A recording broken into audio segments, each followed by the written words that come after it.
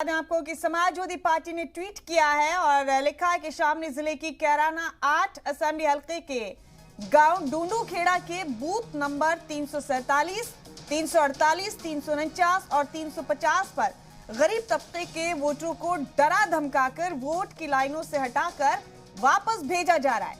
ये बड़ा अपडेट आपको दे रहे हैं। पहले मरहले की वोटिंग के हवाले से इलेक्शन कमीशन फौरन नोटिस ले, कार्रवाई करे, शफाफ गैर जानिबदार बेखौफ वोटिंग को इलेक्शन कमीशन यकीनी बनाए।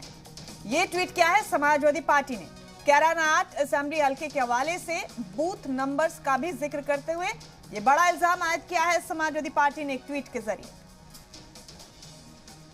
समाजवादी पार्टी का कहना है कि गरीब तबके के वोटर्स को डरा धमकाकर वोट की लाइन से हटाकर वापस भेजा जा रहा है। इलेक्शन कमीशन फौरन नोटिस ले और कार्रवाई करे, शफाफ गैर जानिबदार और बेखौफ वोटिंग को इलेक्शन कमीशन यकीनी बनाए। बड़ा अपडेट इस वक्त का आपको दे रहे हैं।